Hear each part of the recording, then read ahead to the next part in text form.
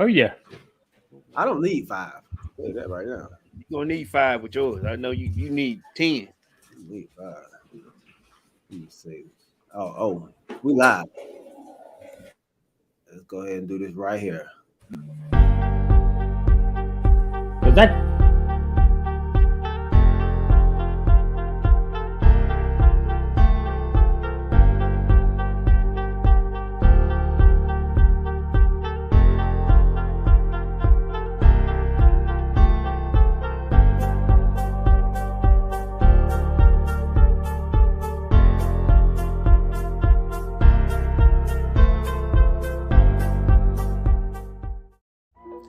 Sundays and Wednesdays, yeah. 8 o'clock on YouTube and Facebook and Twitter. It's the crew and you. Let's go. You can't get any better. best thing about it? The way he did it the right way. With the crew and you, to the crew and you. Do y'all have anything to say about What up, baby? Welcome to the crew and you. Congratulations to my dog, Chuck Little John, the OG. Y'all didn't notice I've been changing hats all night, have you? No. You've been doing That it. And so look, let me tell you, those dudes were the first one that I ever seen with the full tracksuit and no drawers. You know what I'm saying? Understand that you can be at the bottom, you can be anything you want to be, and when that happens, you can be a champion like me. You imagine 100 people just all yelling? With the crew and you, the crew and you. What up, baby?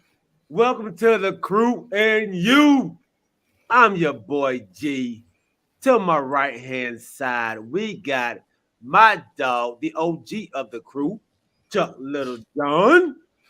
And underneath both of us, man, we got Decatur's finest, my dog, Corey Davis, man. What up, fam? What's going on? What's going on, fellas? What it do, crew and you. Crew and you. Man, hey, it's a great day. We have a lot of things going on today, man. A lot of things going on. My dog said, what's y'all's YouTube channel? The YouTube channel is Talking with KPG. We're trying to get it changed over to the crew and you. But when you log on to Talking with KPG, it will say the crew and you.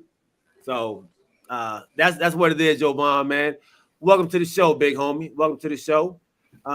Everybody that's out there on Twitch, on Facebook, on YouTube, and in our podcast land now, we're live. We're on podcasts now too. So Apple Podcasts, Spotify. Hey, thank y'all for rocking with us. We appreciate y'all. We have a great show ahead of us. Episode 110, season 2. Yes, sir. All right, man. Sure. Fellas, man. Before we get started, man, we have another new subscriber. We'd like to welcome to the TCY family, Mr. Quinton Williams, my dog. Thank you for subscribing, Brody, man. We appreciate it. Thanks for the love. And anybody else that's out there, man, thank y'all for rocking with us. All right, let's go ahead and jump right in, man. We have some hot topics, but we're not gonna jump into it yet. We're gonna wait for everybody else to jump online before we jump into that. I know the chat line is gonna be going crazy when it happens. Oh yeah, definitely. So first, man, I want to talk about the WNBA.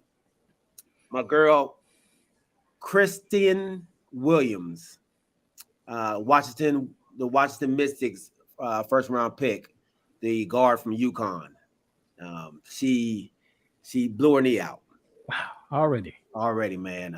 She's out for the season, man. How? In practice, they started practicing already. Yeah, they opened up training camp for WNBA. So she was just in the draft. So they went from the draft straight to practice. Yeah, straight to practice, training camp. Yeah, they don't really get a break. They don't get a break, man. So unfortunately, man. Is she out for the season? Out for the season, man. Tore knee. Yeah. Blew a knee out, man. So prayers up to her. I know her comeback gonna be even bigger than what it was right now, man. So praying for Miss Williams. So I did want to say that first, man. All right. Hey, I got questions about that, G. Yes, sir. Which is interesting. You know, when they get drafted, some of them haven't finished school yet. Mm-hmm. So they go from getting drafted straight to practicing. What do they do about finishing up this semester of school? They go back and forth. Okay. Yeah, from what I read, man, they go back and forth. Yeah, I wasn't sure. And because they don't allow them just to stay in school and miss training camp. Right. So yeah, they got to go back and forth to finish it up, man. Okay. So if I were let's say a jerk professor, I can be like, listen, I don't care about no draft. You need to take my test. You know. Yeah. Oh, Mr. Wright, Miss Wright, you think you're gonna go to the WNBA and not fail my class, not pass my class? You got another thing coming. I saw you on TV. I know you got drafted, but you better be in my class come Monday. Yeah. That'll probably be me. I don't care about you. I don't care about your millions. You about to fail this class. So that's another thing that the WNBA women have to go through. You know, they got a lot of obstacles, man, that they have to fight through to play in the WNBA. Like you still have some women that are playing overseas, like they haven't even finished their season over there yet. So they have to finish up there and then come straight here and start balling again, Right. and then and learn the system if they're new to the system. So it's tough on them, man. It's tough on them. but the more they get out there, man, the more they'll start making more money where they won't have to do all that. So I really hope at some point, man, that they'll not have them stay in the league or stay in college for 4 years. I'm come out early, you know, so they won't have to worry about that finishing up, you know. Right. So that it's tough, man. It's tough. So all right, man, let's go ahead to these playoffs. Wait, before you do that, man. I'm sorry. I got one more thing, man. Before we jump into it, one of our newest subscribers, one of my family members, ATL Guy, my man Trevor, it's his birthday today. You know, I just want to, I want to throw out a little shout out to him, man. You know, wishing him a happy birthday. I'm glad that he came on. He's a part, like I said, new part of our family, new part of the crew and you. Mm-hmm. Happy birthday, my guy. Man, happy birthday. Happy birthday, fella. Yes, sir, Trev. ATL Guy Very, my dog, man. Happy birthday. How old is my dog, man? No, don't get me lying. I think he's 21. I think he's 21 today. Oh, yeah. Okay. This is one fresh out of college, right? Yeah. Okay. Yep. Straight out, you know. So, get into the movie business, broadcast, movies, TV. Okay.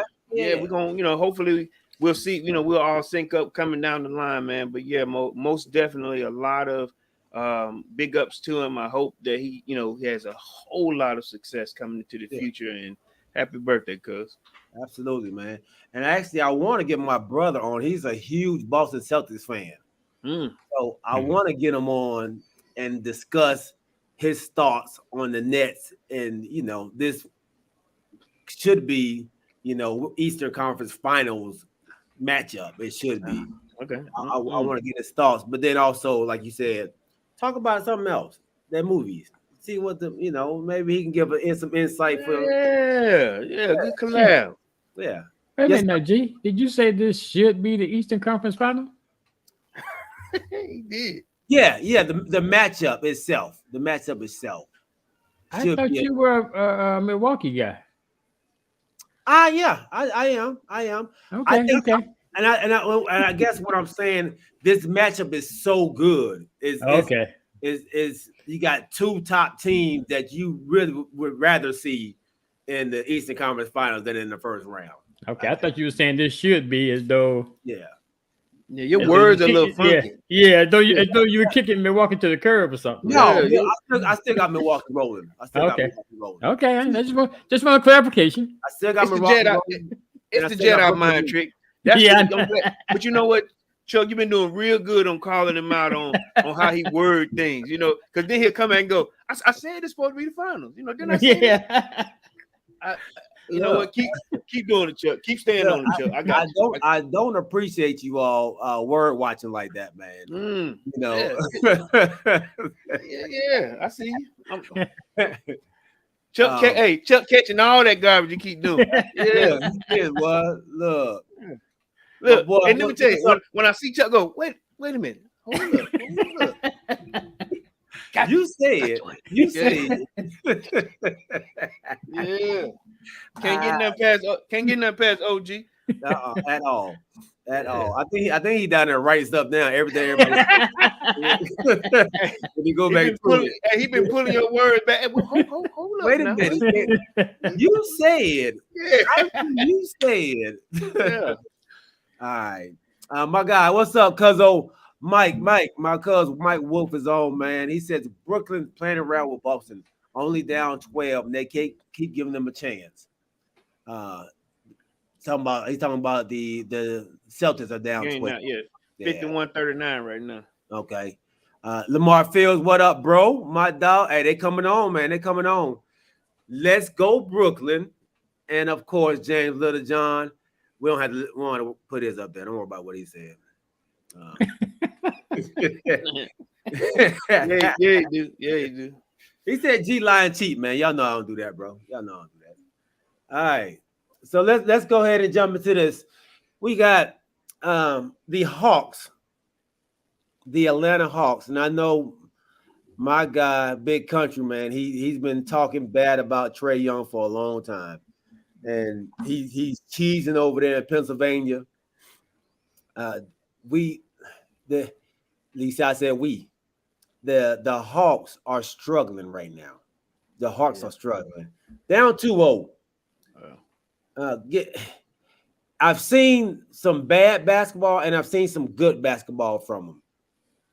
What do y'all think they need to do to turn around this series coming home now? Let's start with you, Corey. So before we get started, I'm gonna pull a Chuck on you too. You said last week that it's fine, down 2-0, it'll be okay, it'll be okay. Yeah. Nobody wants to be here. Nobody wants to be here, and the way they're playing right now. No, let me change that. The way Jimmy Buckets is playing right now, nobody want to be down to. He want to get this thing done and over with. This dude's stats last game were tremendous. It was just there was nothing they could do to stop him.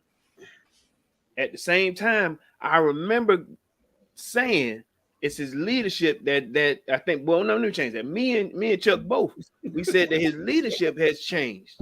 His leadership has changed that team. And my man go, no, ain't leadership. His leadership ain't nothing. Oh no.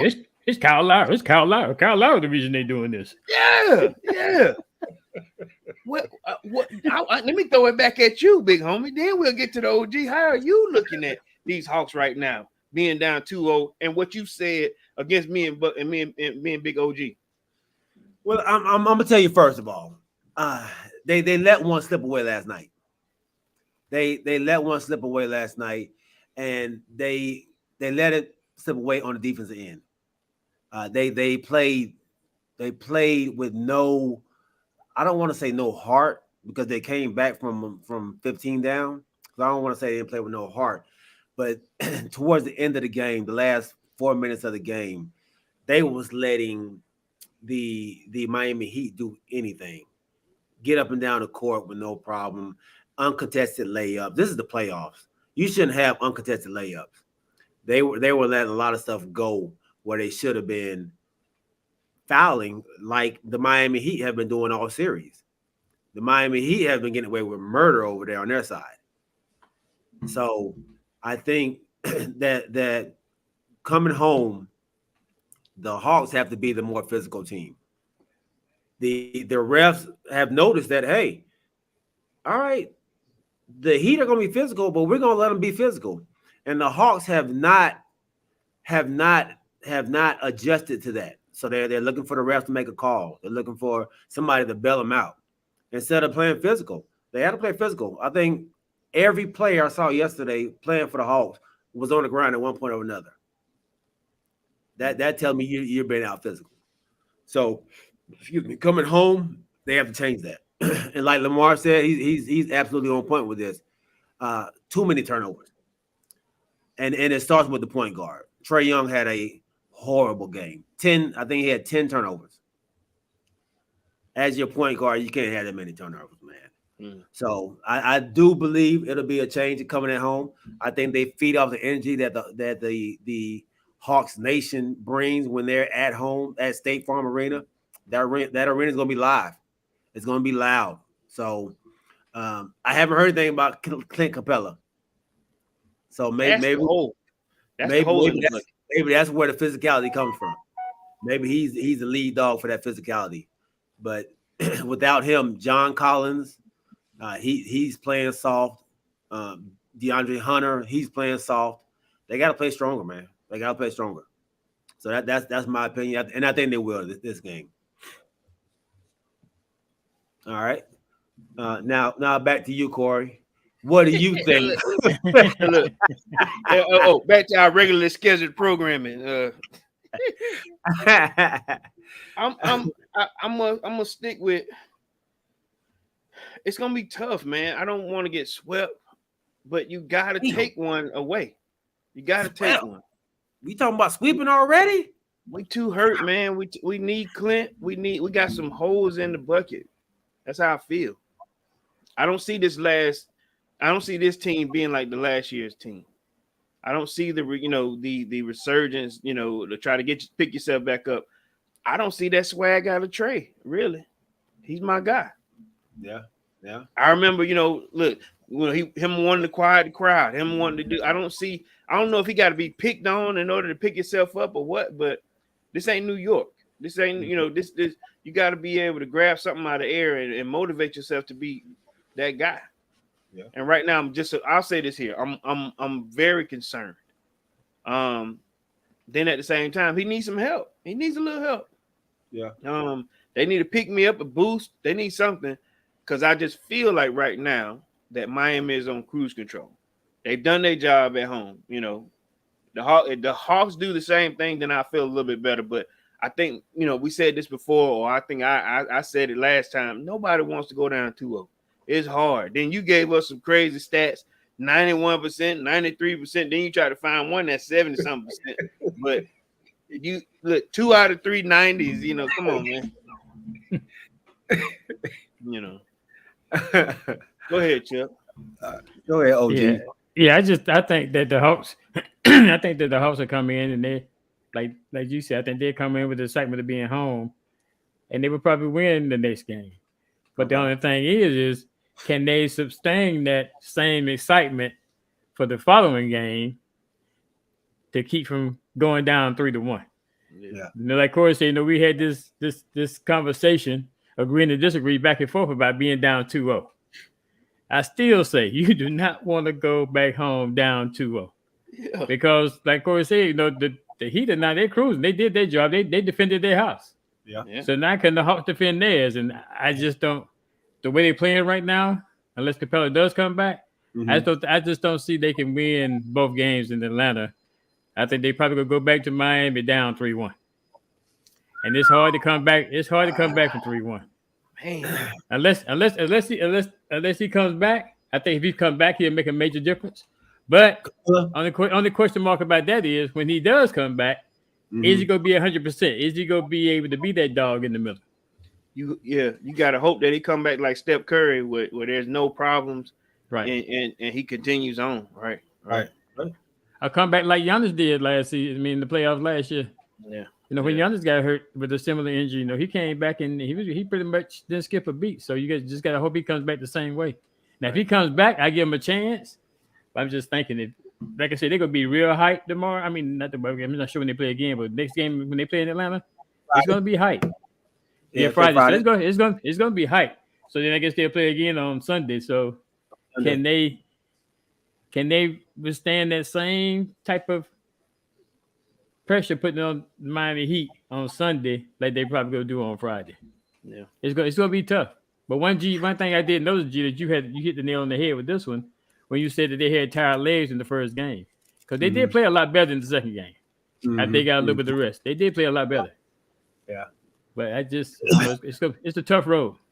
It's a tough road, and the Heat are playing a lot better than I expected them to play as well. So I will give credits to the Heat, but that's last game, man. They shot 29 free throws. 29 to the 14 the Hawk shot. So they doubled them up from the free throw line, man. That's tough, and you hear the players now saying, well, if they're gonna let them do anything, then I guess it's gonna be hard to win. I got a picture of one of the things that your boy was talking about. This was not called a foul here. Man, Wow.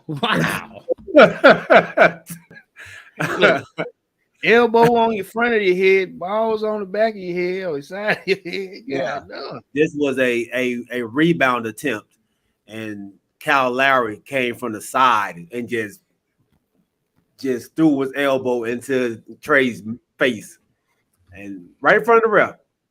Yeah, but that type of stuff has been going on all game. And Lowry has been that type of player too. It's been Lowry. It's been Lowry. Lowry's been getting away with murder out there. He's been that. Yeah. So, you talking about his leadership? Yeah. That's the reason. That's the reason they're so good, because they brought him in his leadership. Yeah, that's showing how to play dirty. That dirty leadership. That's what they needed. Bill Lambier. Need the Bill Lambier, man.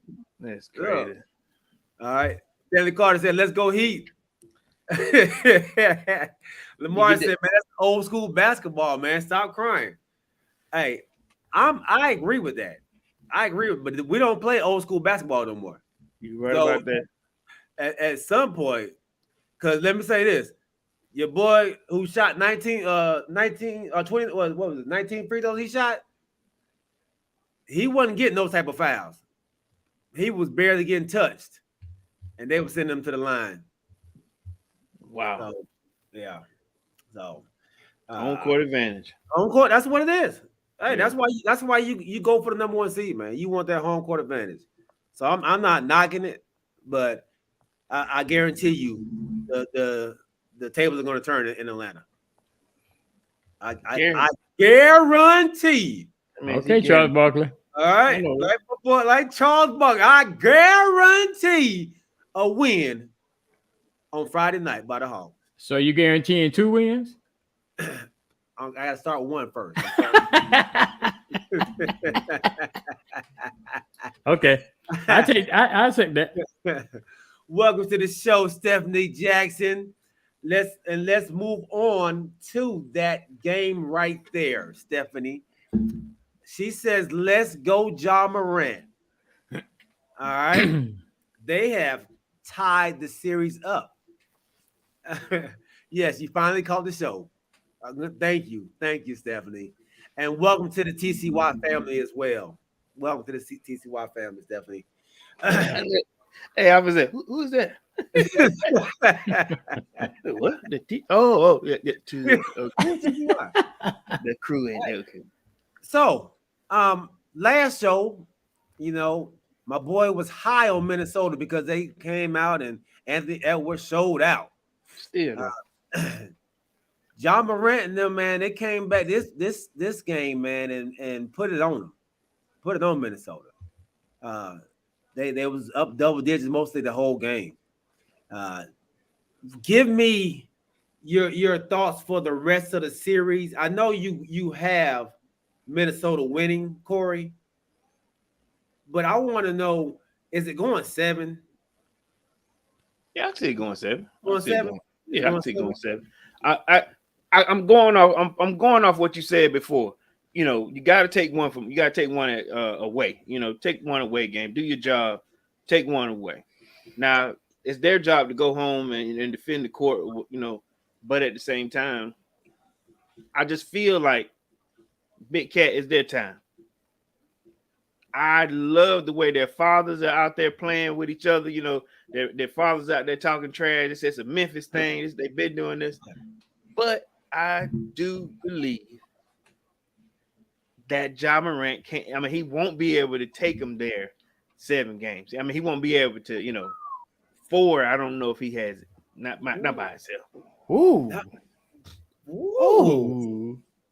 All right, Chuck, talk to me, dog. Now wait a minute now. So now I'm about to call Corey out. Uh-oh. So if I remember correctly, when we was talking about the most improved, What'd I say? we had this big argument with G about Ja Morant. So now you don't think Ja Morant can take him there? I did also ask the question: is he the next? Who did I say? Is he the next? Is he the next Westbrook? So I did have a few. Westbrook.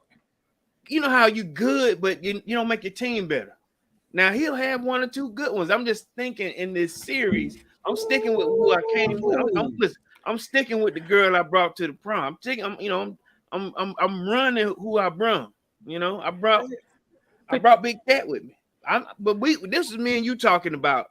Our most improved, our number ones, and he is most improved. He is. To me, he one of the most improved to bring your team up. But I don't think they're gonna win this series. Ooh wee. Corey being disrespectful out here in these streets, man. Yeah, you've been disrespectful to the homeboy, but the homeboy gonna make you a believer for this series. Oh, that's why. It's because you're your homeboy. He's gonna make you a believer for this series is over. Is that I mentioned that I didn't think Anthony Edwards would be able to go back-to-back games like he did the first game. Yeah. So Memphis is gonna have too much firepower for Big Cat. Yeah. And they I don't think he's gonna go. I don't think he's going 7. It's gonna be 4-2. 4-2. If they lucky. Okay. Hey, I'm with Chuck. I'm with Chuck. Go ahead, Chuck. I'm sorry. I'm gonna cut y'all, bro. You got to understand now. In this second game, I got a 4-1. They won. Anthony Edwards still got 20 buckets. Ja Morant had 23. Ja Morant did what he normally do, but Anthony, he still had a dub too. Right. So on the full box score, you gotta look at I guess everybody else surrounding them 2 cats, plus Big Cat or whatever. Karl Anthony Towns, I think he was 4 for 7, which is not his normal. He gonna stay in foul trouble. He gonna stay in foul trouble though. That's the problem.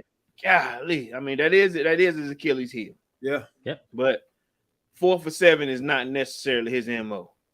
Russell, I think, was 3 for 11. Beverly was 1 for 6. So I mean that can't happen at home. They'll get a little bit more hype, but I'm gonna see 2-1, and then it all depends on how this, like I said, Memphis going back to Minnesota will kind of dial itself out, but they'll take the next game. They'll take the next game at home, being real hype. And like I said, we'll see how that goes. Go ahead. I'm sorry. No, but I still see them taking the series. Minnesota won their only game. Wow. 4-1. Wow. Okay. 4-1. With a real Memphis team. 4-1. Yeah. Minnesota won their only game, man. 4-1. Won their only game. They asked for the real Memphis team to please stand up, and they did. Yeah. So you saw what you're gonna get. All y'all who switched up. All y'all who switched up. Who switched up? It wasn't even close. I'm just looking at the ending score. 124-96. Yeah. We was watching it last night, man. And White said, "Is that 30? They up by 30?" I was like, "Yeah, man." In the playoffs, you up by 30 in the playoffs. You got lucky that one game. That's what that say. Now check this out too. Also on one of their starters, was it Vanderbilt? Vanderbilt played 9 minutes and no points. Who? Vanderbilt. Was it who? The power forward? Oh, he said who? Gary Vanderbilt. dude from Kentucky. Yeah. Nobody know who that is. Okay. Okay. Look, he probably averaged 2 points a game. Look, as a starter. Yeah, look, as a starter. Look, when they start depending on Patrick Beverly to give them points, they in trouble. That's what I'm saying. Look, and what Pat'll be there. Pat'll be there to get him motivated, to push him a little bit. Pat he's gonna aggravate somebody. He's a career 5-point per game scorer. And he's a career agitator. And I think agitator. Yeah. But when you can't agitate the person, what good is he? Hey, I just want to look, put him on let's see how he do on your boy. On job. On Morant. He might be a little too old. Don't do that. Don't do that. Let's say he's too small. He might be. Josh jump over him too. But Pat'll be ready to hurt him though. Pat ain't scared to deliberately hurt him. You see, not too many people mess with Ja Morant because that big old cat they got over there called Mr. Adams. I saw Mr. Adams pick up a guy who was trying to mess with Ja Morant, picked him up in the air and carried him off. What is it Scott Adams? What is his first name? Steven Adams. Steven Adams. Yeah. Got that huge foot. Yeah. He all right over there. Yeah. Yeah, he got some help over there. All right. So they got Jackson Jr. They got Brooks. Yeah. Adams. Who else? Ja Morant. Bane. The muscle man shooting the threes. Okay. Yeah, they got a nice squad, man. They are built. They are built the proper way. They got Kyle Anderson coming off the bench, who plays well. They got Trey Jones from Duke, who plays well as a backup point guard. And when John Morant was out, he was having a stellar season. What happened to all that? They were 21-3 without him. What happened to all that? I'm just saying they're gonna beat the Minnesota Timberwolves. Actually, I got Memphis going far though. I do. I got them going far. Right. And I don't know. Well, we'll talk about that later on. Let's move on. Let's move on to the Warriors. The Warriors up 2-0 against the Nuggets. Nuggets getting up. They're physically and mentally getting beat. Yeah. And you can see the frustration on Jokic. This might be a 4-0 series, man. Do y'all agree or disagree with me? Oh, I agree. Man, they're having too much fun out there. They have the Warriors. They're having fun. Yeah, I mean, in the first two games they've allowed Poole to shoot, get hot, find your shot, find your rhythm. Mm-hmm.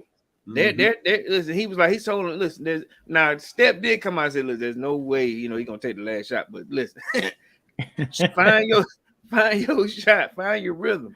They're allowing this dude to do what he want to do, because then if you decide to stop Poole, then you got to worry about Steph, Clay, Green, listen, they're healthy and they're powerful right now. Yeah. Yeah, I don't see the Nuggets having a answer for them.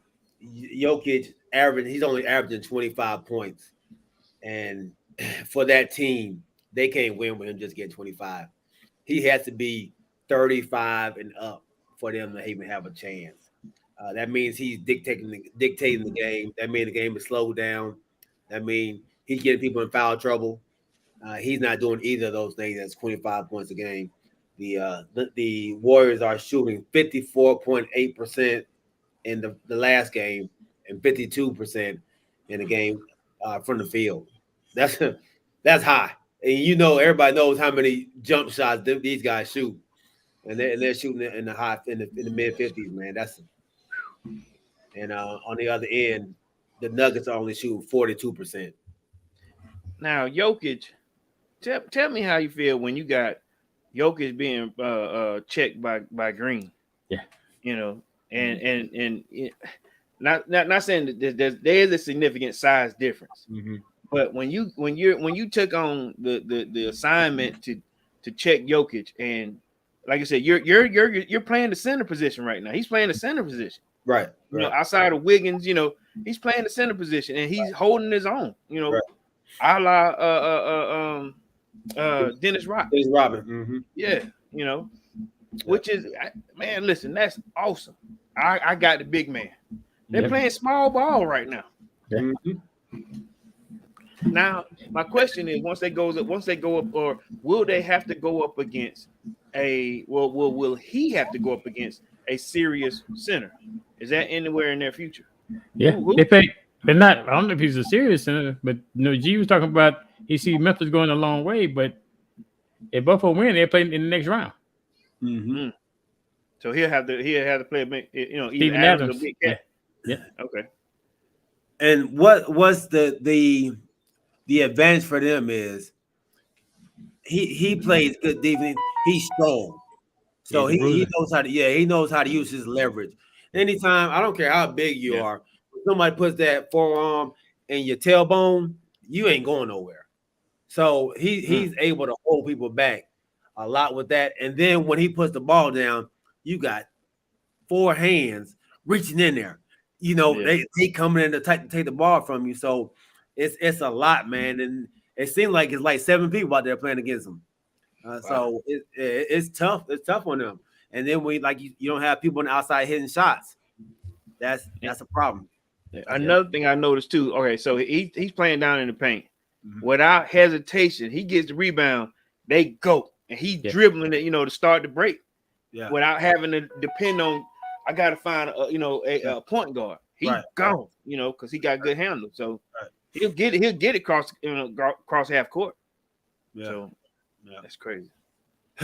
So I see them on cruise control right now, though. Yeah, absolutely.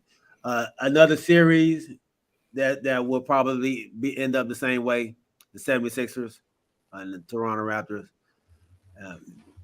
It's unfortunate that they aren't healthy enough to give them a run for their money. The Sixers aren't being tested right now. I think they're going to sweep through this series as well. Y'all agree with that? Yeah, Toronto has no answer. They had no answer, especially for Embiid. They struggling, but we talk about it. They next flipped over to the score, and it's 23-16 Toronto. Toronto. Yeah. And look at this. We just talked about the Nets and the Celtics. Yeah. 67-60 right now. Oh. So they closing the gap. They closing the gap. Yeah, they closing it for real. Your boy Smart came in with a you know how they come in that boxing robe on? Yeah. DOP. Yeah. Player of the year, man. Hey, we didn't mention him in our defensive player of the year talk. We did not. We didn't mention him because he hurt stiff. Look, because he hurt stiff. I forgot all about him, man. Him. Don't you hurt stiff? Hey, welcome to the show, Pop. He says he agrees with us, man. These are pretty much going to be sweeps. I know Toronto's up right now. I don't believe that they will hold on. Nah, they don't have enough. They don't have enough firepower to fight with Philly right now. So we have the Bulls and Bucks, and I don't understand this. How are the Bulls and the Bucks only playing game 2? The Nets and the Celtics only playing game 2, and everybody else going on game 3? Because nobody want to see them play. Hey, somebody at TBS was like, "Did they play?"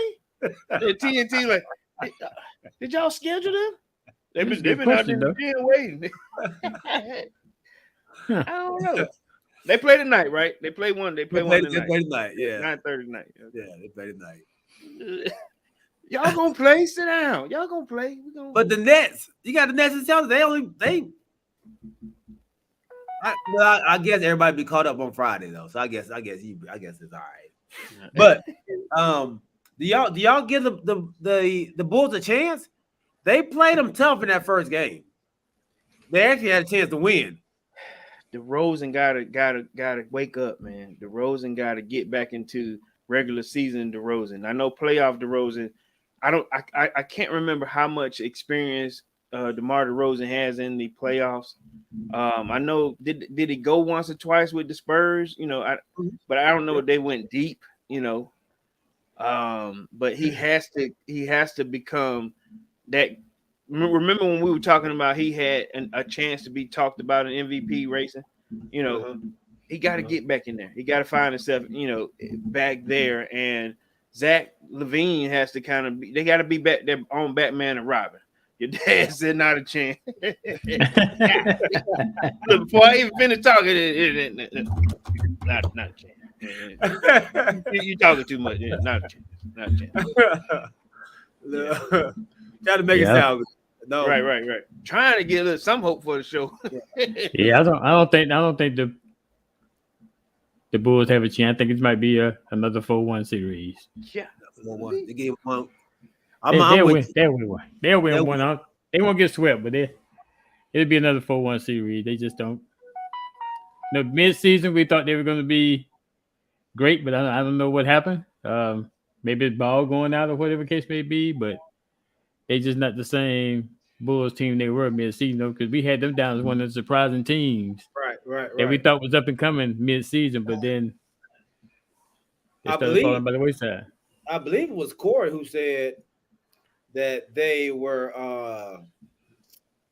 would be pretty good because they had some playoff experience on the team with DeMar DeRozan and Caruso. You did say that, didn't you? That was you.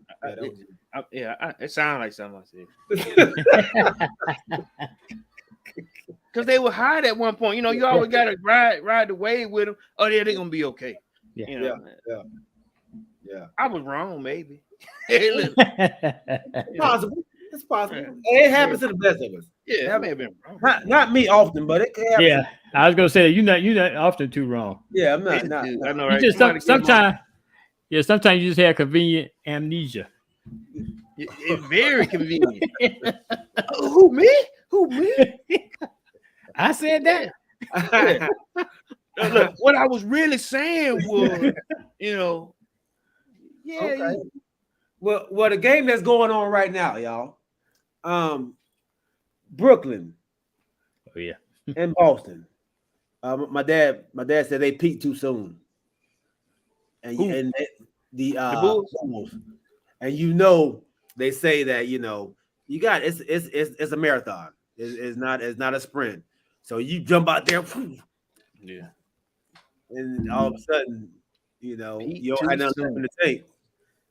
Man, I ain't heard that term peak too soon in a long time. Let me transition real quick. Remember when you were in high school and that chick that you like, she was all that. Then when you see her when we 30, you like, look, you like, hey, Corey.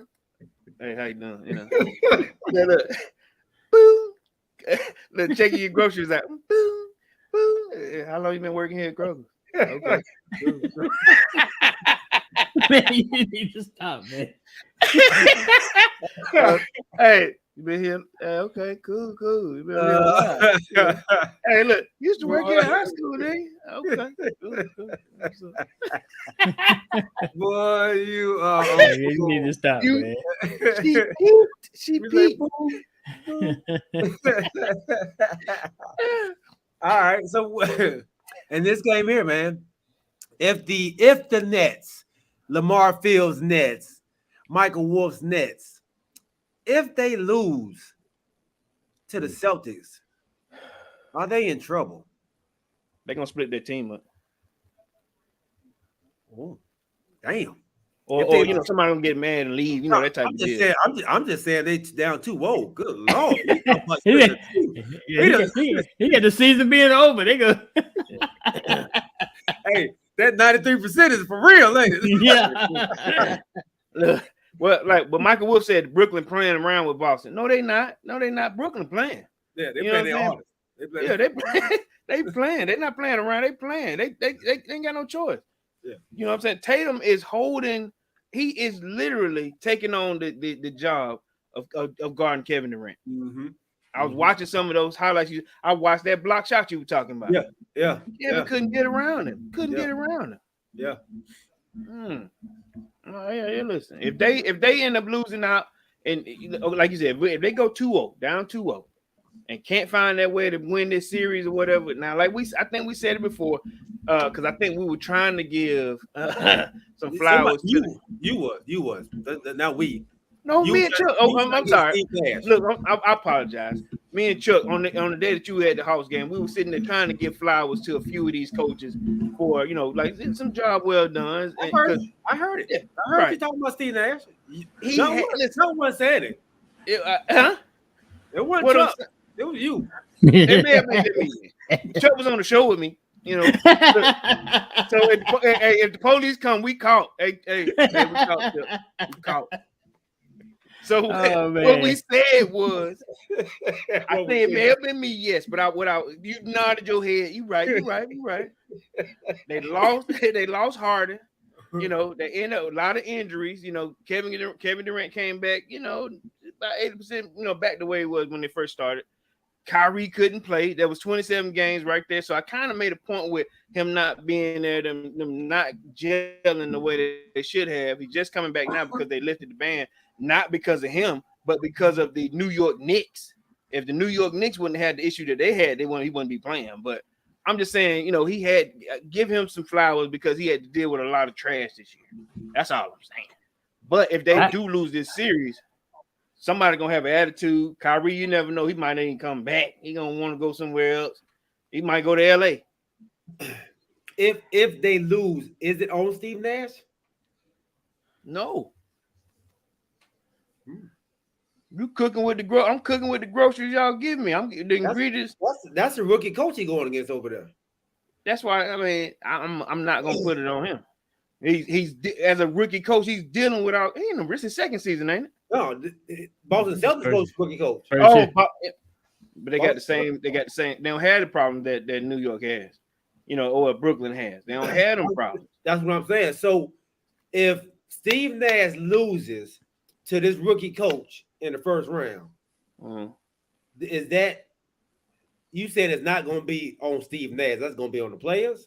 If I was Steve Nash at the end of the year, if we did lose out and they asked me no questions, I'd be like, Harden left. Kyrie couldn't do nothing. I'll be rolling everybody on the bus. You think it's just me? This ain't me. You know, my guy won't even play with us because he don't even want to take the Johnson & Johnson. This ain't, and it's watered down. Hey man, I go everywhere. Kevin Durant cussing out people in the stands, you know, cussing out fans. It's not me. They need to get their stuff together. James left. He was too fat in the beginning of the year. I tried to put him on a diet. None of that. This is not my fault. I did what I can do. You know what I'm saying? That's what the coach that's what the Lakers coach was saying too. Well, he tried. Man, Chuck throwing. Oh man, that's wrong. Man, that's wrong. Hey, he was cussing. He was upset too. Everybody told me I was fired. You know, you fired, man. You fired. Everybody ain't heard no shit like that. But I want to set the record straight now. Set it straight, brother. I did not give Nash any flowers. You didn't? No. The conversation we were talking about was... You were standing next to me. No. The conversation we were talking about was...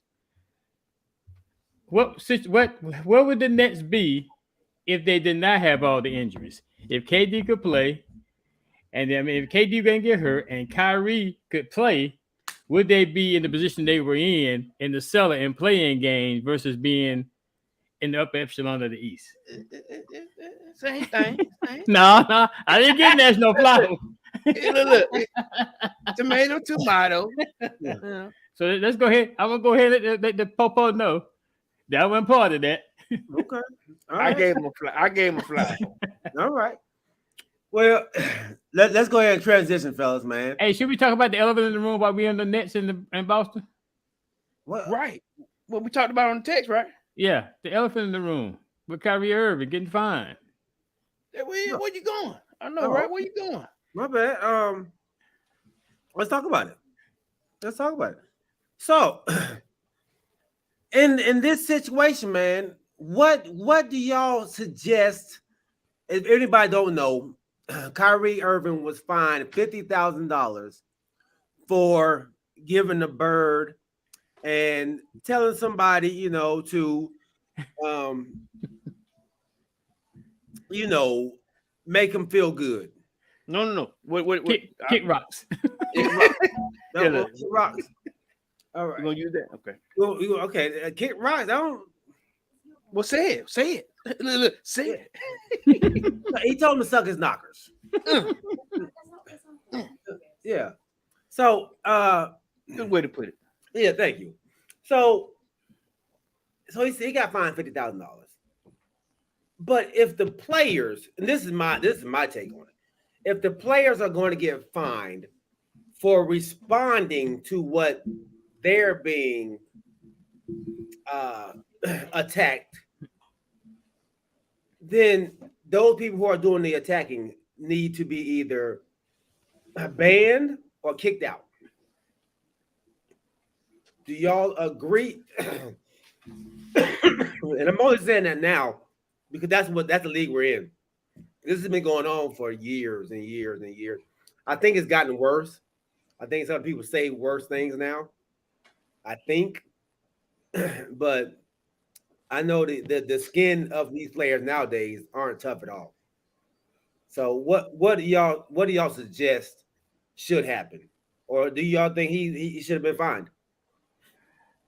So my question to y'all earlier was when or when is it that the fans become a part of the game? You know, when is it that, like you said, how can we keep Kyrie from being fined $50,000? When is it that we can go back to that part where, like Reggie said, he became a part of the game? Where, you know, Reggie, he did the choke, and he did the, the balls grab or whatever too. You know what I'm saying? Yeah, when do they become a part of the game where the league goes, where, you know, hey, listen, the fan was talking, and at the same time that riled up, you know, such and such. Now, would it have been different had they won the game? I don't know, you know, but I'm like, when do they become a part of the game to keep them from being fouled? That was my question to y'all. So, I mean, I want to say he shouldn't have been fined. It's a part of the game. He should have been able to do better. But I've seen Kevin Durant curse somebody out. I've seen LeBron James get talked bad too. You know, I've seen a bunch of players really, you know, get into it with fans. Let it go. But at the same time, if it becomes a situation where, like with Russell Westbrook, when he feels like he's in danger, then yeah, they should be put out of there. But that's what I don't know. Where's the fine line here? Well, Chuck. Yeah, as for me, I don't know. I think if the players are going to be held responsible, and yes, they're getting paid millions of dollars, whatever the case may be, but they're still humans just like everybody else. So if the players are going to be held to a certain stature and get fined, then they need to start holding these fans to a certain stature. They can't fine them, but you can kick them out the game. They can lose their seats if their season holds, or whatever the case may be. Then they have to be held accountable for their actions also. Now, yeah, you have freedom of speech, but you just can't go around saying anything to anybody at any given time. You know, like I said, you know, they're bad. I guess some people are really bad while they're in the stands around a lot of people. And when I text, I said, if they walking down the street and see that big 6'8" guy walking down the street, we eye to eye, then you won't be saying the same thing you stand up in the stands. Out of chest, out of stomach. You mean? Yeah. You won't have the same kind of bravery you do when you up in the stands around 20,000 people, knowing they're not gonna come. Well, I can't say knowing they won't come up in the stands, but then too, you know what? How does the NBA govern what they do? Like my man for the Charlotte Hornets, they got kicked out the game, and the fan was waving bye to him. He took his mouthpiece and threw up in the stands and hit the young lady with the mouthpiece. You know, we ain't heard anything about that. All right. So you know, right is right and wrong is wrong. I still say if you go hold the players accountable, then you got to hold the fans accountable too. Now, what if this guy just had tickets? You know, listen, he got tickets from his friend Galen to go to the game one time. You know, so you'll never see this guy again. Mm-hmm. You know, how is that punishing when he probably wasn't gonna never have no money for a ticket anyway? Should they get a fine too? You know, I guess technically they should, but I don't know how you would find them. That would be something that would be hard to do. You are responsible for whoever you sell your tickets to or you give your tickets to. Oh, now you're gonna go to the ticket. Yeah, it goes to that person who has that seat. So if that's why, if you're gonna send somebody, you better send somebody you know is gonna act civilized. Don't send somebody there that's gonna act a fool. Now that's true, but I still feel like okay, so if you'll get punished, but that person won't get punished that's in the seat. Right. I would rather, like I say, if Kyrie gonna get 50, you get 5. Right. You know, put that stipend on him. That should be a monetary device what could do or do like Philadelphia. They got a judge at the football stadium on hand. I mean, right there, you act foolish. The judge is downstairs. They know, and this is my thing with it. They should be kicked out immediately if they're saying, obscenities, and they tell you that when you're in the stadium, like you're not to cuss at the players, you're not to scream obscenities to the players, et cetera, and they do it anyway. And the people that work there don't do anything about it, so they continue. But there is some fans that are just trash talking, like the guy who said, and so what's too far? If I say, hey, Corey, you suck, is that enough for you to say F me? No. But you know what? I will pull a LeBron. LeBron will literally stop the game and go, hey, him right there. Yeah, he needs to go. Yeah, him.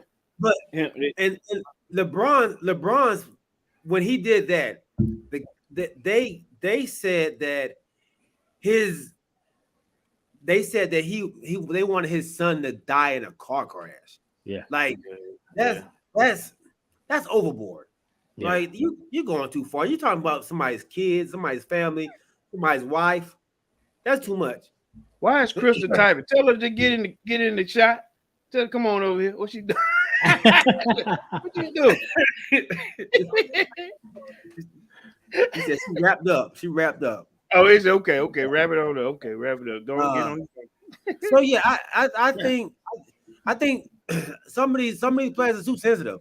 I heard one fan told KD stop crying. He told, man, F you, big. Like, yeah. And I mean, that's part of the game. That's what Spike Lee used to do. Oh, you just crying, and then he got into it, Reggie Miller. So that's supposed to be part of the game. That's why you sit close. You want to be able to talk trash to the fans. I mean, to the players. Yeah. So, now with your wife saying that the fine is unrealistic, how do you force them to pay? It's sort of like a ticket. I think you're gonna have to put it down some kind of way where they have to pay it. I mean, put it through the state, put it through the county. I don't know, somewhere you gotta put a lien on your car, or your home. You better pay that ticket. You better pay that fine. But then I think about, like my wife was saying, some fans they already got their phone up because they want to go viral. I made LeBron upset. That's the first thing they do. They got the phone up while they talking trash. So it's always somebody. But I do believe it is a part of the game. But I'm asking, at what part do they become just a regular part of the game, and the players have to accept it? It should always be a part of the game.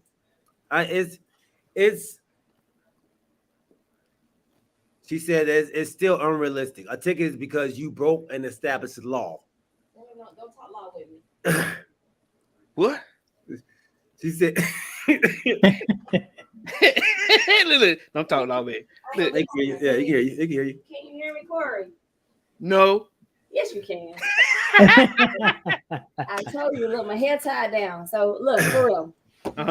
It's super unrealistic, right? Like how, and you're saying you put a lien on their house because I yelled out at someone, right? I think that is, unless he feels threatened, then that's a crime. But you're not saying that you're not alleging that anyone committed a crime. What you're saying is he felt uncomfortable. And at that point, I think it's fair. I think players should, be in the most comfort so they can win games. So you remove somebody. But I think who would be the person, who do you propose enforces this ticket and follows it around to make sure it's paid? I don't know, but I'm saying that's what I'm saying. What's fair? What's unfair? You said that's unrealistic. But if you get this ticket, I didn't say you're it was out, unfair. and you. I said it was unrealistic. That's because you have to think about what mechanisms would you have to put in place to follow around and make sure that a fine is paid. Because when you have a traffic ticket, you have broken a law, right? Code enforcement, something. I don't know. Somebody. Get Corey off the show. What I'm saying. Well, go ahead. What I'm saying is, how else would if you got a ticket? First, if you got a ticket, how else would you pay it? You would law-abidingly go pay your ticket or your fine, right? But you're not alleging that he's broken a law, Corey. That's what I'm saying. So now, if you're alleging that he has broken a law, then we've moved it to another arena. But where we are right here, by a person screaming at a game, right? You remove them from the game, and then you flag their name. So, I don't even know how you would flag the name, but I do know that that's a standard practice to ban someone. That's how it's done in sports. You don't issue citations. Corey. So, Judge Wright, what I'm trying to say to you is, I know. No, well, okay. So, in Philadelphia, they have a jail there for unruly fans. Unruly fans either go to jail to get fined, something happens, but they do it in Philadelphia. They've been doing it for years now. I'm sure they have, but I'm sure that it's codified somewhere also, right? I'm sure that it's not on the crew and you. I'm sure that somewhere in Philadelphia there is a law that allows them to be able to enforce that. And so that's where I am. How do you enforce it? So what you're asking for is Georgia or the nation to establish some laws for these sports. Go ahead and champion that cause, baby. I don't know what's wrong with you, man. Hey, I'm guessing that before Judge Wright come back and get me, I'm guessing that to assist with that situation, then I guess the NBA is gonna have to step in if it gets to that point and put some guidelines, some rules, regulations, legal binding situations that says that if a fan gets unruly, that will have to happen. But I don't know if the law abiding if they can do that though. This is what the players have been saying, even since like last season. When they were saying, like, man, y'all got to protect us. Right. Well, the NBA is not protecting us. Mm-hmm. So that's when they started kicking people out the game. Yeah. You know, when they were spitting on them and all that. So the security that they have there are just for the people that may run on the court. Right. So like you see in the timeout, the police come out. They come and they stand in front, looking for somebody to come run out on the court. But then when the game is going, they go out, they on the sideline, chit-chatting, doing whatever, you know. So they need them or somebody else. The people that work there, they hear the cussing. They hear them. Hey, you got to go. I heard that. I heard you over here. NBA actually has a code of conduct. Yeah. Did you know that? Yeah. They say it in the game. They say there. Mm-hmm. Yeah. So they will just need to enforce that. That's what I'm saying. They're yeah. not enforcing it. Am I missing it? Yeah. Don't tell Corey to say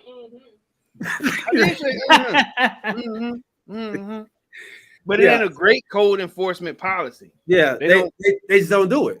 Yeah, it's real loose. It's real loosely. It's super loose. I mean, people will sit in people's seats at games that don't have tickets, and they know how to do that. But it says here, it says everything it said: ejection without refund, revocation of their season tickets, and/or prevention from attending future games. And I looked it up because someone in the comments said that you're always subject to fines, and that's not the truth.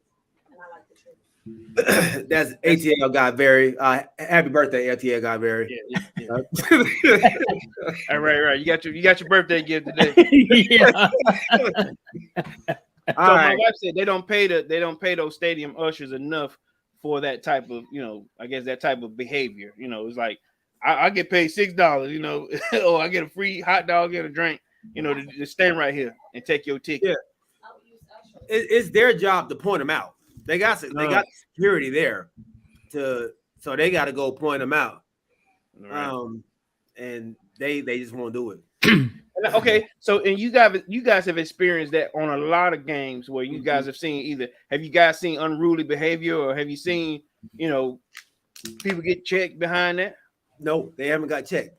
We've seen a lot of unruly behavior though. We've seen one time when the Brooklyn Nets came, when the New York Knicks came, when the Chicago Bulls came. What did you see? You motherfuckers, so they doing like, but they never said they weren't doing it at the players. Right. They were doing it at the fans. The stuff you do at the house. And No. Not you. No. No. What was that? They were attacking the Atlanta fans because their team won. And they was like, y'all motherfuckers suck. Y'all bitches ain't. They doing all this and that like to the fans against fans. To the fans. Wow. Yeah, see, that's how stuff gets started. Yeah, that's too much, dog. Like, come Yeah. on. Like, they got kids all around here, and y'all, but don't nobody do anything about it. Facts. So, Yeah, but I guess that's the last thing I want to say. If I'm a player and I get fined, then I'm going to the NBA and say, hey, if you go keep finding me, then you got to do something about what's causing me to get fined. Yeah. If I do it, it's a legitimate fine, and I was just out of place, out of order, then hey, you just got to accept it. yeah. But if you have opportunity, if they have opportunity to help prevent and tone some of it down, then I think they need to step in and do that. Yeah. All right, man. And forgive me, y'all. My doggone allergy is kicking my butt, man. I just took my pill too late. So yeah. All right. So let's transition on to another hot topic. So I want to know, and I think I asked y'all that on the show, last show, and I don't have it on here. I thought I had it on here. Oh, hold on. I'll get it. Hold on. I get it. No, that's not it. Dang, I don't have it. Oh, man. Well, anyway, we have some running backs in the NFL that we consider to be great. I want to know who is the greatest of all these running backs. And I think Corey wants to know your top 5 as well. But let's get into, who do you think is the best first? Then we'll jump into our top 5. So who's the best running back of all time? All time. So you already said in the last show who your best running back of all time was. That's kind of how we ended the show. It's just such a hostile way. Well, let's put it out there. The guy who's on the front of the show right now, Emmitt Smith, is the best running back ever. No, he's not. Emmitt Smith. Emmitt Smith. You saying it with your heart and not with not being realistic. Well, you tell me why it's not realistic. What's not realistic about it? Tell me. Because Barry Sanders is a whole lot better running back than Emmitt Smith was. Why? Why? Because number one, Emmitt Smith was around the cast that kind of made him good. Barry Sanders played for the Detroit Lions and did what he did. So that's all they had to do was give the ball to him. So he got to get the ball more. No, G, he didn't get the ball. What do you mean he got the ball more? They fed him, right? They fed Emmitt too. They fed Emmitt. I'm gonna tell you. I'm gonna compare. Let me tell you. I'm gonna compare Emmitt to more weapons on our team, right? I'm gonna compare Emmitt to what you say LeBron James is doing right now. They were trying to feed Emmitt so Emmitt could break records. That don't make you the best running back. Huh? No. So is LeBron breaking the NBA scoring title? That gonna make LeBron the best player ever? No. So Emmitt trying to break records does not necessarily make him the best running back. So his records, everything he done broke, that you're saying that doesn't make him the best, right? So what makes Barry Sanders the best then? That's you ain't telling me. You said he ain't playing with nobody. Whoa. So why do I have to explain my stuff before you explain your stuff? You the one said that Emmitt Smith was your number one. So you should explain why. You telling me who you are. No. You should explain why he's your number one first. I told you who mine was. Why? All right. You didn't say why. Okay. Well, let me break it down for you. Because the guy's an 8-time Pro Bowler. Because the guy was a 4-time leading rusher. Because the guy's an MVP. Because he won 3 rings.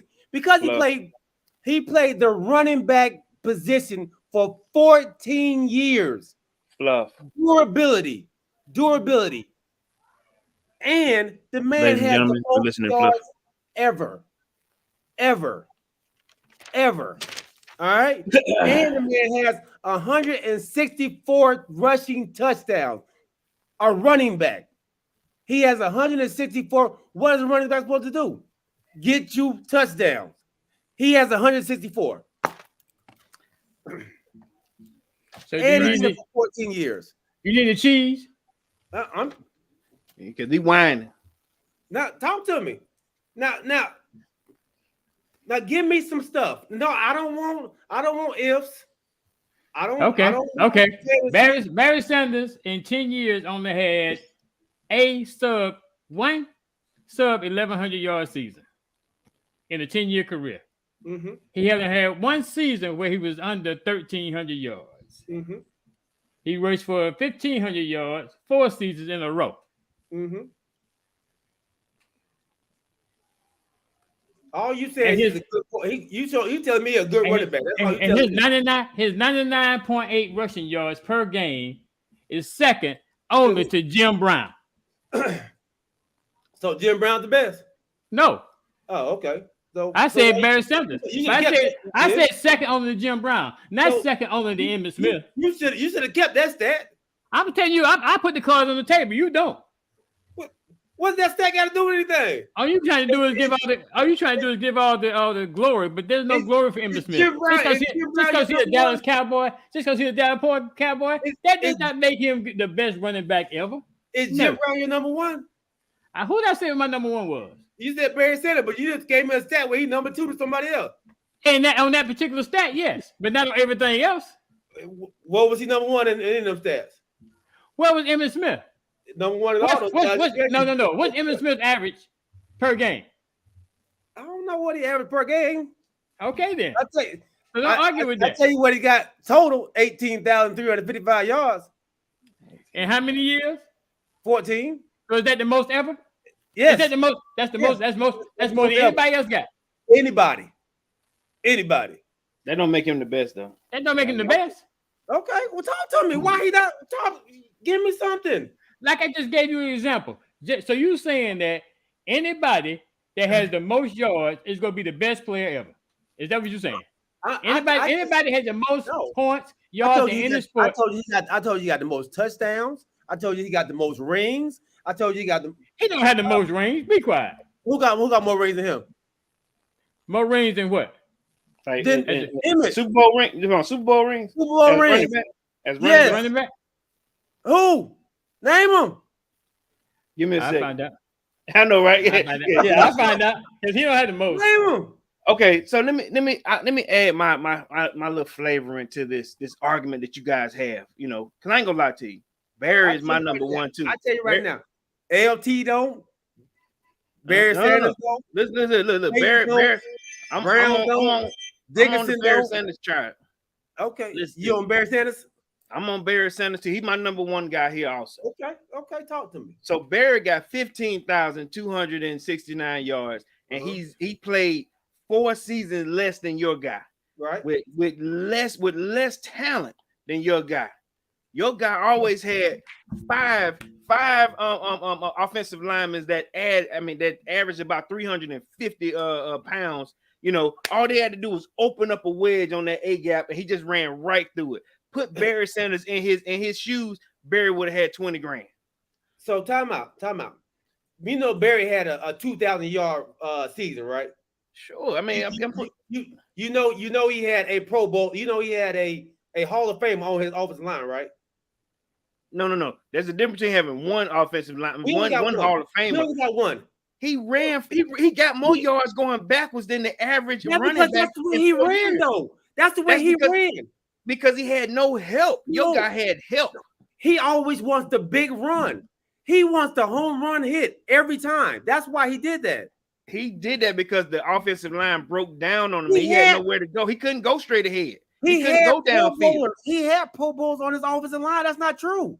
That's not a true statement. What happened was you end up so say for example, you have like we saying before, like I just said, put Barry Sanders in that same role with Emmitt Smith, he would have had 20,000 yards, maybe over 20,000 yards. He would have smashed the record. So when you have more talent, right, on your team, don't the ball go to more people? So you get less. You get less. So when you're the man on your team, you're gonna get most. The reason, like you said, LeBron is getting all these because LeBron is the man. So LeBron is getting the ball all the time. But what you're failing to realize is your man got the ball because they let him do what he's supposed to because they had offensive linemen that could open up a wedge for him every game.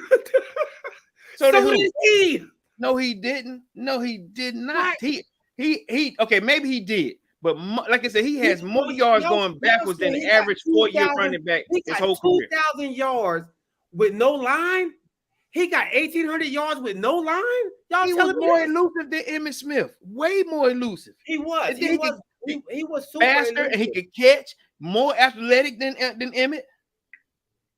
He never got hurt either. He got pushed out of this game by his ownership. That wasn't his fault. Now, that's what I'm saying. Unequivocally, huh? This man, Franco doesn't have 4. But Franco? Yeah, Franco doesn't have 4. He's just making stuff up. Who is Rocky Blyer? He played for the Pittsburgh Steelers too. Rocky Blyer? Yeah. Who was that? The dude who caught the ball, the immaculate deception or whatever. Ain't that wasn't that Rocky? I blame the way. What you say, Carl? Because I had something that I had connectivity issues, but I had something to bust his bubble with. Go ahead, bust it. Because he just made a blatant statement saying that Emmitt Smith had more Super Bowls than any running back. I wish my brother was on here with the Pittsburgh Steelers. Oh, Rodney would have let him know something. Because from what I saw, Rocky Blyer and Franco Harris have 4. Who the hell is Rocky Blyer? Who is Franco Harris? I know Franco Harris. He got 4. It don't make no difference who they are. They got 4. You said Emmitt Smith had more Super Bowl rings than any other running back. Where Mike Franklin at when I need him? I know you need Mike Franklin. So maybe they do. Maybe they do. Look, Franco Harris in your top. It don't make no difference. I'm going on that blatant statement that you made. Right. Out of all these people that you didn't put out there, Barry Sanders and all them, Emmitt Smith got more Super Bowls than them. How about that? That don't make him the best. That don't make him the best. That's just like listen. That's like we say a Hall. You're making the best. That's just like you say a Hall of Fame. Yeah. You say Hall of Fame. Does winning the Super Bowl get you into the Hall of Fame? Emmitt Smith shared the load with Deion Sanders. He shared the load with Troy Aikman. He shared the load with Sanders was a damn DB. I'm saying he shared the load. He shared the winnings with Troy Aikman. He shared the winnings with Irvin Fryer. He shared the winnings with the playmaker. He shared the load with what's your big boy name on that ran that Too Tall John. I mean, he shared it. He didn't do it by himself. They wasn't no. They weren't. First of all, Too Tall John wasn't there. I just threw him out there. I had to add more names. But what I'm saying is, so but that just goes to my story right there. He has all these great players, right? That have to receive the ball. Michael Irvin had to receive the ball. Give me the ball. Give me the ball. He had to get the ball. So those are less carries that he got. Barry Sanders got to get the ball every time. But that's what I'm saying. That was more work that man had to do. All Emmitt had to do was run through a hole, a big gaping hole. And most of the time, you said, he didn't. Rocky was a fullback. Y'all just say anything. It don't matter. It's your blatant statement, G. Fullback, running back, same thing. They both carried the ball. No, he didn't carry the ball. He blocked. Okay, what Franco Harris was then? He wasn't running back. He was. Okay, so I'm just going to your blatant statement where you say Emmitt Smith had more Super Bowls than any other running back. That means Franco Harris was better than Barry Sanders. He's second best then. No, that means Franco. If you want to put the cards on the table, that means Franco Harris is better than Emmitt Smith based on what you said. That make no difference how many yards. We was based on Super Bowl ring. You was based on Super Bowl ring. I'm going by what you said. I didn't just say Super Bowl ring. You stuck on that one. No, but you made because you made a blatant statement that he had more Super Bowl rings than any other running back. That was your blatant statement. But you stuck on that one statement. I gave you 20 other statements. You stuck on that one statement. Because that what that does is when you tell one, then you have to go and justify the rest of it because the rest of it may not be true either. Who got more than 164? who got more than 164 touchdowns? Let me go do some research on that too. Look it up. Who got more than 164? Who got more than 18,000? Let's go off the face. Welcome to the show, Frank Smith, 1987. Yeah, let's go off the face value. Carlos. Who's Roberto Carlos? I don't know who that is. Y'all didn't give me no real real reasons why Barry Sanders supposed to be number one. So you gonna tell me? Let's go off the face value. Look, right? You said if face value. I'm saying nobody's going to choose Emmitt Smith as their favorite running back or the best running back of all time. Y'all hate the Cowboys. No, it ain't got nothing to do with that. It ain't got nothing to do with Emmitt ran downfield. That's it. You know what I'm saying? You never saw him just really breaking a few times breaking tackles, looking decent, but nobody want to say, listen, nobody. Hey, whenever you playing ball, nobody want to see Emmitt Smith highlights. You want to see Barry. Are you for real? I'm serious. Yeah, be for real. Right. No, you're right because they like the sexy stuff. They don't like between the tackles. That's why everybody likes sexy is better than you coming in the room with a cardboard box on. You better put something on that look nice. Oh no. Because hey, when all you care about getting in between all that, you don't care. You want to get to the meat and potatoes of it all. That's all you want. Okay, let's go. Okay, stuff don't mean nothing. This guy is what you want. That's what you want. You want somebody's gonna block for you. Barry said I wasn't blocking for nobody. Emmitt Smith was blocking? Yeah. Who you blocking for? He was a hell of a blocker for Troy Aikman. He kept people off Troy Aikman. What are you talking about? Oh my God. No, he didn't. Is that why Troy Aikman's season ended so early? He played 10 years. Good Lord. He ended earlier, but he should have. I played longer than that. Now think about it. He started in 89. 89. They both came in 89. Right. Who was the Heisman Trophy winner coming in that year? Barry. Taking too long? Okay, yeah, I help you. Barry came in before Emmitt. I want you to know that right there. Barry came in 89. Then he came in 90 then. He came in 90. Emmitt came in 90. He came a year after Barry did. Okay, came a year after Barry. So he came in 90. And then end up, like I said, 4 years. 4 years. It got taken from him. He got taken. It may have been more because he got taken in his prime. Who got taken? Barry. He quit. Barry got taken. He quit because he didn't love the game. No. He did not quit. No. What happened? What did he do? The ownership let him down. Ownership. He wanted to trade because he. What happened? What happened to him? I got tired of carrying y'all for 15,000 yards on my back. They did the same thing to Megatron. They did the same thing to Megatron. Huh? Did he not quit? No, he didn't quit. He just listen. He retired. Yeah. No, he quit. But he quit. He retired. He quit. They forced him to retire. They did the same thing. No, wait a minute now. They did the Emmitt lead the game. The Emmitt quit. He retired. Okay, so he can retire, but Barry can't. No, you said he still has left in the tank. That's what he's telling me. He did have stuff left in the tank. All right, he wanted to be traded because listen, give me an opportunity to win if you're not going to put players in place so I can win like Barry. I mean, I'm sorry, like Emmitt did. You know what I'm saying? You don't give me an offensive line so I can win. Give me a chance to win somewhere else. They did the same thing to Megatron. The Ford family they've been known to do that. It took a whole lot for them to let go on the quarterback last year that won the championship. It took a lot for them to let him go.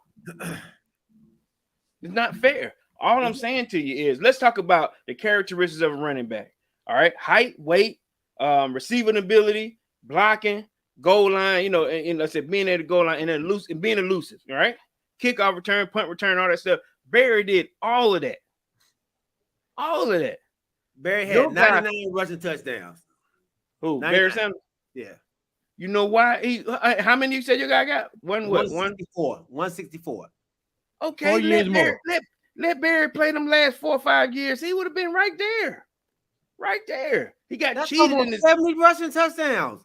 How many years did Emmitt play? You think this man gonna get 4? You think he gonna get 20 rushing touchdowns a year? All I'm saying is you adding 14 years of playing versus 9 years of playing. Your guy stayed on the back end because he was able to just run through the hole. That's all you want. That's all we want you to do. You couldn't run to the outside. Downfield. How long did he play with this great offensive line y'all keep talking about? 14 years. Or at least until he broke the record. Them last 2 or 3 years, he was just running for yards. Oh man, are y'all for real? See, this is hate. He's not the best all time. This is hate. This is just hate. What you doing, G? You not hating? No. I think Barry's great. I think Barry's the second best running back in the league. So James Littlejohn said Emmitt Smith had 120 1-yard TDs. What the hell does that got to do? What's that got to do with anything? Goal line TDs. That's goal line TDs. He probably got us there. What do you think, my receiver? So my receiver. Appreciate that, James. Appreciate that, James. That was a great stat. Right there. So wait a minute. So hold up. Y'all telling me my receiver fell at the 1-yard line 120 times?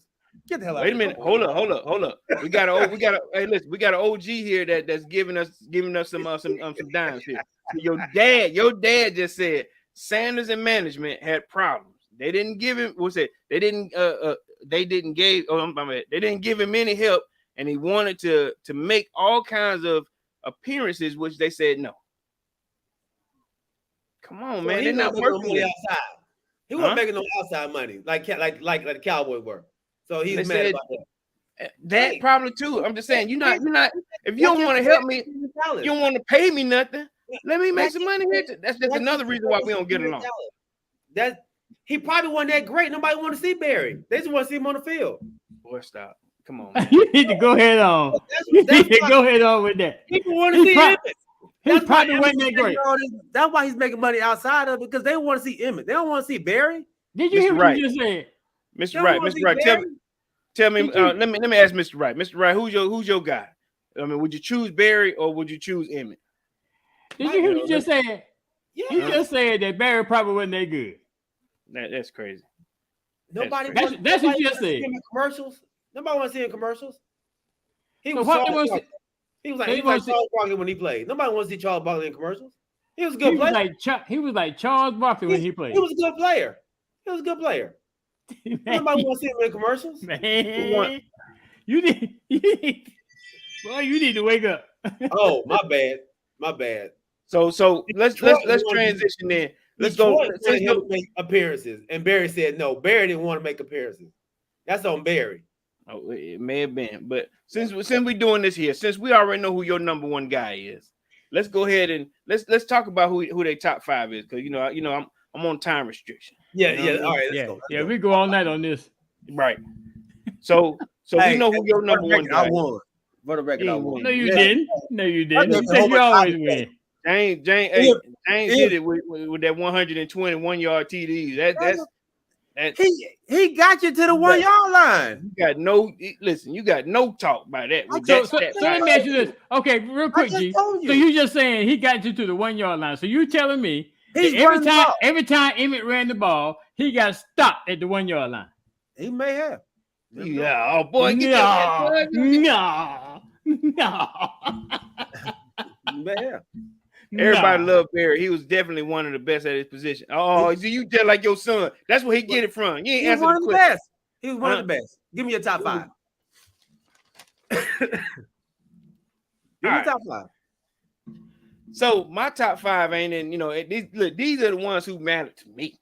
You know what I mean? So I had to make that disclosure first of all. These were the guys that I was excited to see. All right. So like I said, you saw the message I sent you earlier, right? This is about to be them same people. No. I'm about to care about your message. I read your message. Listen. So these are the guys I want. If I was a running back, who I wanted to be. So my number 5 coming in at 5. I got Adrian Peterson. Number 4, AP. Okay. Yeah, I got AP at number 5. All right. Number 4, I got Marshall Faulk. Okay. It's a good one. Good one. Mhm. Number 3, I got LaDainian Tomlinson. LT. Can't go wrong with him. All right. Number 2, I got Walter Payton. Sweetness. He ain't got Smith in there at all. So don't. And you know who my number 1 is. I have no Smith in my top 5. Boy, here. This hate. But I mean, that's expected, though. It's expected. Hey, listen. As much as he beat up on y'all, man, that's expected. I understand that. He was a role player to me. Role player. I felt like listen, hey, Emmitt, run through that hole right there. I got two giants that are going to hold this wedge open for you. A-gap, go straight through it. The disrespect. All right. All you waited to see was if I was gonna say Emmitt. Some of you, had Emmitt over. Look, that's all you know. I didn't hear him say Emmitt. Go ahead. I go ahead and start at my 5, saying that Emmitt is not in my 5. Let's go ahead and put that out there. That's because he's a Redskins fan. I expect that. But you act like we picking running backs off our team versus your team. Y'all didn't have nobody. Who you gonna pick on your team? But I'm saying you acting like that. You ain't have nobody, man, to pick. I had Jamal Anderson. And don't act like you always won with yours. So anyway, I'm putting the guys. I know you had 1. You had 1 your whole life. 1. I know, right? You had 1 ring. We had Tony Dorsett too, buddy. We had Tony Dorsett too. Tony Dorsett just ran 99 yards. I know, right? That's it. That's okay. It. Go ahead. You see the hate? So Corey, me and you are just about the same, except we got one difference. All right. Okay, I got LaDainian Thomas. Okay. I got Adrian. Yeah. Okay. I got Adrian Peterson. I got Walter Payton. I'm the OG, so I like the OG. Jim Brown. Okay. And you know who my number 1 is. Sanders. Okay. Nice. Okay. Jim Brown. Nice. Let me just ask you something real fast. Lord, hey, man, don't ask me nothing, man. Tell me your group. Don't ask me nothing. Let me ask, how many games you saw Walter Payton play? Okay. That's no. That's honest good question. So when I first started playing, I had a pair of Roos. I don't know if y'all remember them shoes called Roos. Underoos? Yeah. Kangaroos, yeah, with the zip on the side. Kangaroo, yeah, kangaroo. Okay. Yeah. What'd you say? Underoos? No. Underoos. No, kangaroos. The shoes that he wore. Kangaroo. I had some too. I had the zipper in the pocket had enough room for about 30 cents. You get a quarter and about and a nickel in it. You know what I'm saying? And I thought I was fast just because I had a pair of them. Okay. So to ask me, like I said, I ain't gonna lie, I was born in 77.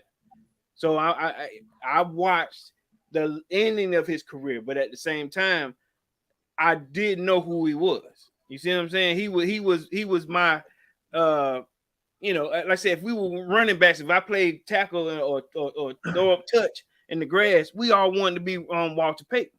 You like Walter Payton for what? Tecmo Bowl? You think I was looking at stats as a kid? What you wanted me to do? I'm just saying.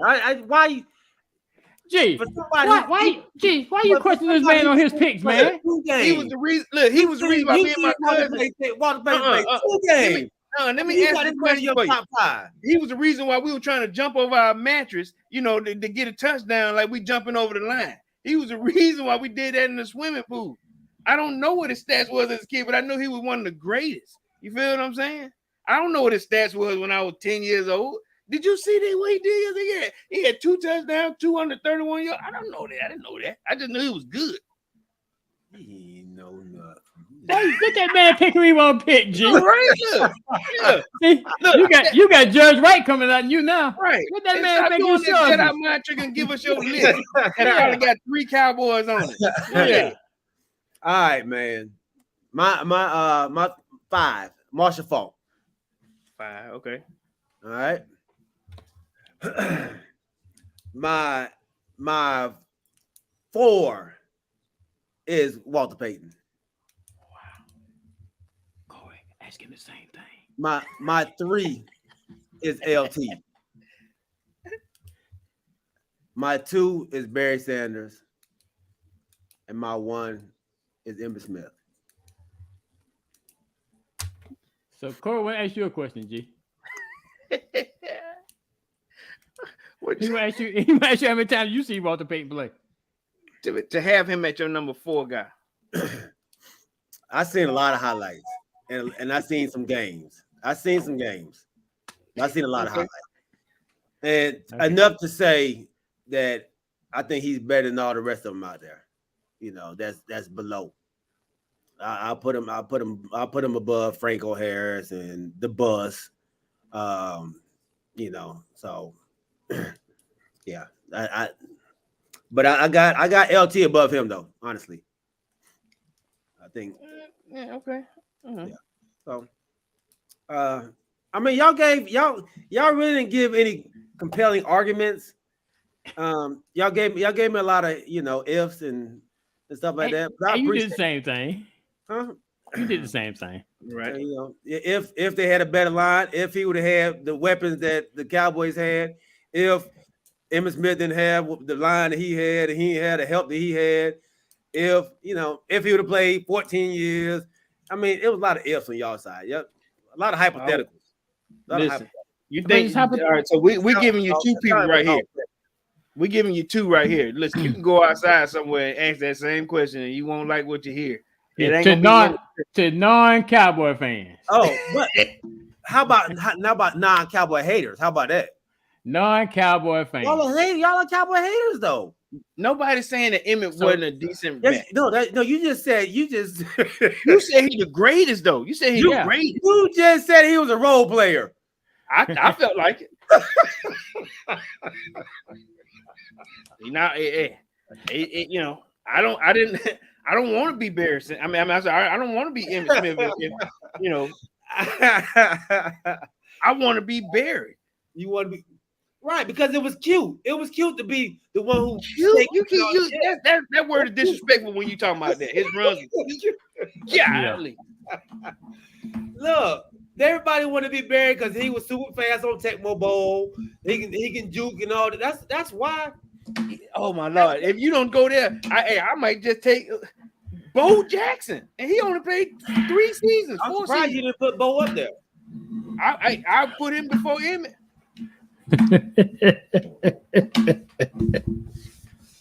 Oh yeah. Man, look, y'all know what I got. I got to be at a truck at 3 in the morning. Look, worried about talking about Emmitt Smith. Look. Kanisha said, football is a team sport. You can't look at individual stats in isolation. The weapons around a player is always a factor. Where you just copy and paste that from? That's what we're talking about. We're talking about the greatest running back all the time. It's a factor both. It's a factor both ways too. Remember that, because you got talent on the outside. They got to get the ball too. So, my wife just took something out of a English dictionary somewhere and then put it there next to football. Hey man, great show, fellas.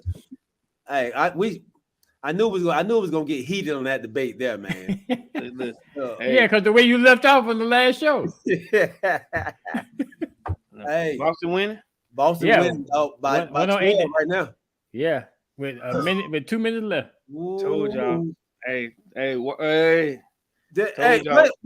did he just say? I told y'all. So I'm saying, look, if this team don't make it, they're gonna cut this team apart. They don't be in trouble. So smoke in the city, dog.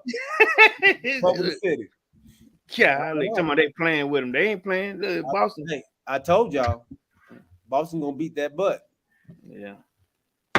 Nets ain't gonna. I told y'all, Nets ain't gonna do nothing. They don't play no defense.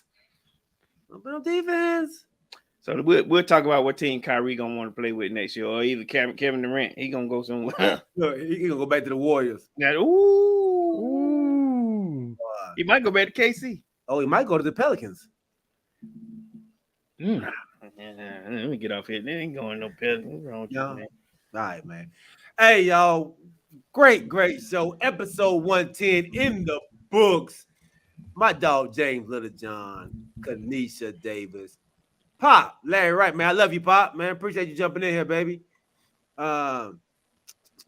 Frank Smith, 1987, man. Appreciate you jumping in, big homie, on Twitch. My dog. Hey, make sure you like And and subscribe to the channel, man. Yeah. Larissa Jones, I saw you on here. My beautiful wife, Crystal. Judge Wright. Judge Wright coming in here. Don't play with her.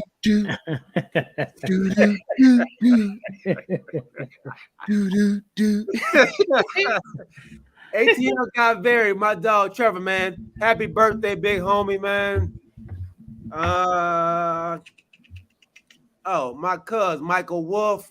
Appreciate you, Lamar Fields, and anybody else that was out there. Oh, Stephanie Jackson. Thank you for tuning in. Larissa. Yeah, Larissa Jones. Stanley Carter. Oh, yeah, that chat was rolling today, baby. And my dog, Jovan Brooks, man. Happy anniversary, homie. All right. We thank y'all, man. We love y'all. Hey, remember to tell a friend about the show. Go subscribe. You can hear, if you didn't get a chance to watch it, you can watch it on YouTube. You can also listen to it on the podcast on Apple and Spotify as well, man. Go. Hey, you about to get what we call it. We about to.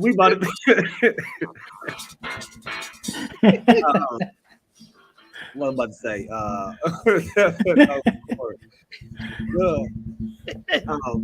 Go check out my guy over at the His and Hers podcast. I'm gonna keep on plugging my dog. I actually had his doggone thing up somewhere. Kamarie. Yeah, Kamarie White, man. He always, he be giving us shots out on the show, man. He was my guy G, my guy Chuck, and what's my guy name? My guy, big head guy. Damn, My dog, Decatur's finest. They call him Decatur's finest. Corey Davis, man. And get your candles, man, at tribe6candles.com. Make sure you get your candles, man. Got some big shout out to Matt Thompson, man. Let's say the candle came today, man. Listen, awesome smell, man. I can't wait, but at the same time, I appreciate you sending it to my wife. She was ecstatic that when we saw that we were getting it through, UPS, she was already waiting for it. So big shout out to Tribe 6. Big Matt, thanks you for sending it to us. All right. Hey, man. Love y'all, man. Y'all have a blessed weekend. We'll see y'all on Sunday, baby. 8 o'clock. Hey, we out. Peace. Peace.